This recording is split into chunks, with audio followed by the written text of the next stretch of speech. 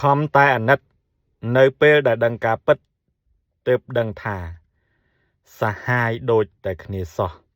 ឥឡូវនេះប្រពន្ធដើមគេចេញមុខមកអះអាងក៏ដូចជាធ្វើការបង្ហោះនៅលើបណ្ដាញសង្គមរបស់គាត់បាទតាក់ទងទៅនឹងរឿងដែលកំពុងតែល្បីបងប្អូនប្រិមិត្តជាទីគោរពនិងជាទីមេត្រីជឿជាក់ថាបងប្អូនប្រកាសជាបានបើជ្រាបហើយតាក់ទងទៅនឹងរឿងរ៉ាវគេហៅថាបងថ្លៃប្អូនថ្លៃដែលត្រូវបាននារីម្នាក់ដែលអះអាងថាជាប្រពន្ធហ្នឹងបាទទៅតាមតននៅផ្ទះសំណាក់បន្ទាប់មកក៏បានថតជាវីដេអូបាទបង្ហោះនៅក្នុងបណ្ដាញសង្គមក៏ទទួលបាននៃការចាប់អារម្មណ៍ថាដូចជារឿងដូនេស៊ីបាទប្អូនថ្លៃយកប្តីបងយកបងថ្លៃអីអញ្ចឹងណាបាទអញ្ចឹងទេក៏ផ្ទុះនៅការរិះគន់ទៅលើ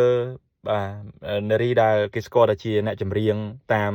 affair តាមរោងការតាមតន្ត្រីផ្សេងពិធីផ្សេងហ្នឹងបាទអញ្ចឹងក៏ផ្ទុះការខឹងសម្បាក៏ដូចជាធ្វើការរិះគន់បាទទៅលើនារីអ្នកចម្រៀងខាងលើហើយអាណិតទៅដល់អ្នកដែលបើជាអះអាងថាជាប្រពន្ធជាអ្នកច្នៃម៉ូដបាទច្នៃម៉ូដឲ្យខាងនារីដែលជាអ្នកចម្រៀងអីហ្នឹងឥឡូវនេះគឺមានការចេញមកអះអាងក៏ដូចជាចេញមកបាទពីសំណាក់ភរិយាស្របច្បាប់មកគេហៅថាមានប្លង់រឹងបាទនៅក្នុងនោះគាត់មានគណនី Facebook ឈ្មោះថាម៉ាក់អនុតដែលគាត់បានបង្ហោះនៅរូបភាពបាទរៀបអាពាហ៍ពិពាហ៍ជាមួយនឹងបរោះខាងលើនឹងដែរបាទហើយគាត់បានអះអាងថាគាត់បាទគឺជាប្រពន្ធស្របច្បាប់បាទគាត់បាន share នៅការបង្ហោះឆ្លោះគ្នានៅក្នុងផ្ទះសំណាក់បាទពីសំណាក់ស្ត្រីទាំងពីរខាងលើហ្នឹងគាត់បាននិយាយទៀតថាសាហាយនិងសាហាយបាទខំគ្នាហើយបាទបងប្អូនខ្លះចេញមុខបាទអាណិតគេលើកទី1ណាដល់ពេលចេញអាណិតគេលើកទី1ចំបាទគេបោកទៀតបាទតាមពិតទៅមិនមែនជាប្រពន្ធស្របច្បាប់ឬក៏មានប្លង់រឹងអីទេបាទគឺណែម៉ាក់អនុតណែដែលគេអះអាងថាគេជាប្លង់រឹងបាទមានគេហៅថាការអីត្រឹមត្រូវ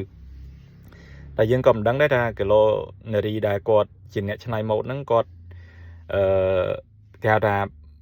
នៅរស់នៅជាមួយនឹងបរោះបាទខាងលើនេះគាត់អាចនឹងគេហៅថាបញ្ចប់ជាមួយនឹងប្រពន្ធដើមហើយទើបគាត់ព្រមយកអញ្ចឹងណាហ្នឹងក៏យើងមិនដឹងស៊ីជម្រៅតាក់ទងរឿងហ្នឹងដែរបាទគេឡូគាត់បញ្ចប់ប្តីប្រពន្ធនឹងគ្នាហើយទើបខាងនារីដែលជាអ្នកច្នៃម៉ូដកៅអៅនេះបានគាត់ព្រមរស់នៅជាមួយអញ្ចឹងទៅបាទដល់ពេលរស់នៅជាមួយក៏ស្រាប់តែបរោះហ្នឹងគាត់ទៅមានអីជាមួយនឹងប្អូនថ្លៃអីចឹងទៅអាហ្នឹងក៏យើងមិនដឹងដែរបាទអាហ្នឹងគឺរឿងរបស់គាត់បាទតែប៉ុណ្្នឹងឯងអរគុណណាស់បងប្អូនប្រិមត្តជាទីគោរពនិងជាទីមេត្រីមានការខុសឆ្គងយ៉ាងណាក៏សូមអធិស្ឋានហើយខ្ញុំក៏សូមបញ្ចប់នៅរឿងរ៉ាវនេះត្រឹមតែប៉ុណ្្នឹងបងប្អូនមានមតិយោបល់អីចូលរួមសូមគោរពលាជួបគ្នានៅវីដេអូក្រោយ